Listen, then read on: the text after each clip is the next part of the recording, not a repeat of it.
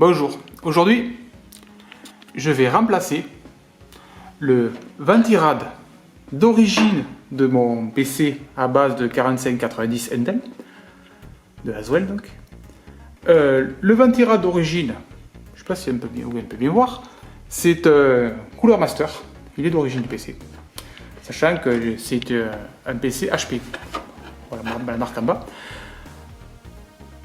Le problème, il arrive très bien à refroidir ce CPU. Le problème, c'est que ce ventilateur 8 cm est bruyant. En fait, c'est pas qu'il est bruyant, c'est qu'il émet un bruit désagréable. Il siffle, il fait vraiment un sale bruit. J'aime pas du tout. Pourtant, il est en parfait état, vous voyez, il n'a pas la moindre poussière. Mais il fait un sale bruit. Bon, un peu comme tous les ventilateurs, parce qu'il prend beaucoup de tours en fait pour ventiler. Je l'ai testé, je vais vous faire voir l'incrustation. Je l'ai testé avec Prime pour voir combien il est monté en température. Il monte pas tant que ça. Il monte à 82 degrés maximum. 82 degrés, c'est pas énorme en soi. Mais pour 82 degrés, le ventilateur se met à tourner très vite. Et bien sûr, il fait un bruit horrible. Et ça gâche tout le PC en fait. Parce que je déteste les PC qui soient bruyants. Je ne sais pas si vous voyez, à l'arrière j'ai un ventilateur Be Quiet, lui il n'entend pas. À l'avant, j'ai les deux ventilateurs rétroéclairés RGB, mais ils sont en 7 volts, donc ils font pas trop de bruit non plus. Donc il ne reste plus que cette espèce d'horreur. Donc j'ai acheté sur AliExpress un Ventirad à environ 16 €, frais de port inclus. Oui, 16 €, frais de port inclus. Je vais vous le faire voir.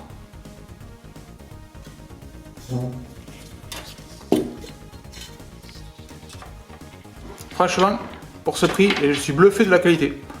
Parce que au milieu, il y a un ventilateur 92 mm. Bon, je ne sais pas encore s'il est brillant ou pas, ou s'il refroidit bien.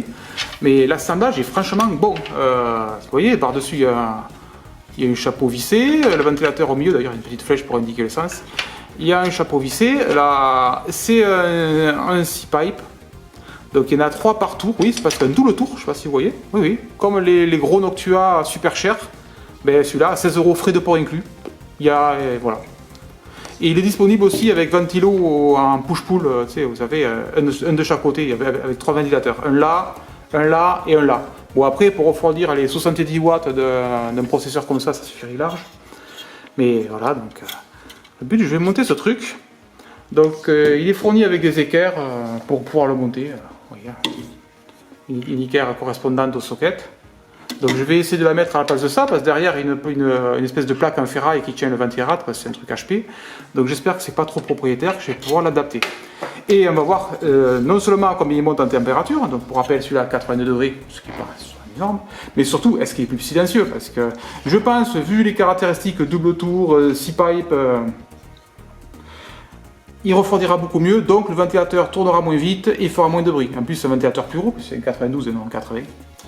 Donc je vais tester ça, mais en tout cas, franchement pour le prix, c'est excellent.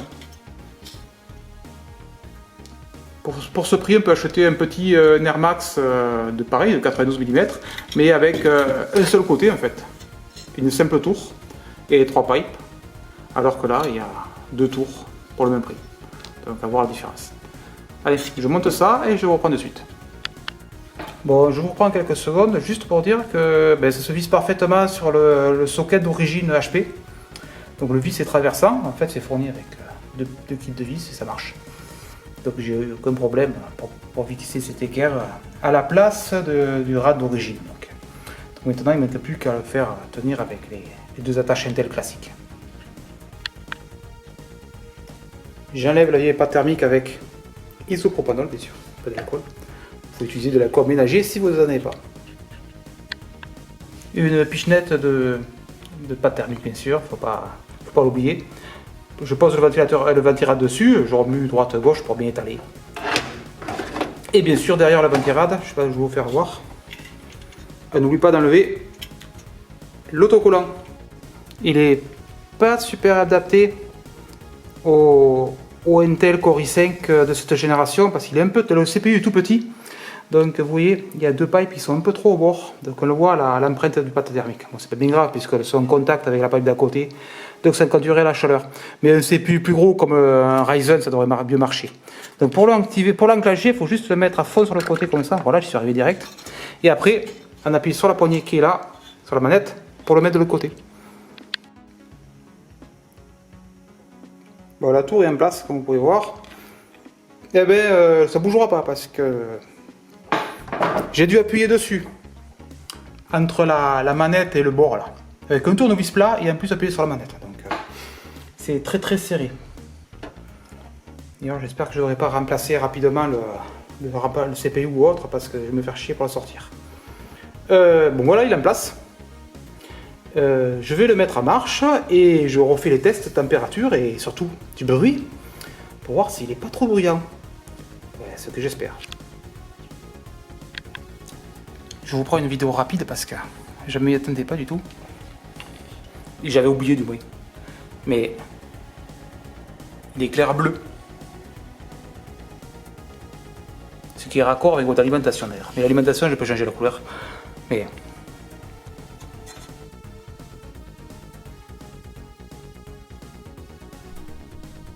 Et avec Prime 95, encore une fois, pour tester la température en full charge.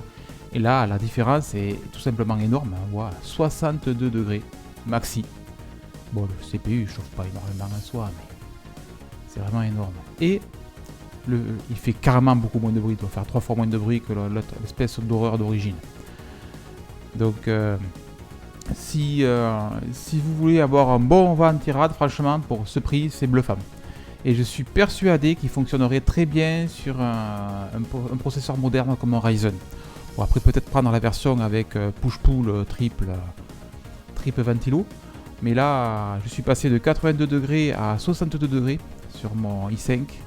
Et le tout avec un bruit qui doit être divisé par 3, comme je vous dis. Impressionnant. Donc oui, j'y croyais pas, mais franchement, c'est un bon produit, surtout pour le prix payé. Mais bon, comme d'habitude chez AliExpress, le prix varie tous les jours, donc il pourrait aller de pas cher à beaucoup plus cher. En ce moment, je crois qu'il est vers les 20 euros. Donc j'espère que cette vidéo vous a plu, et à bientôt.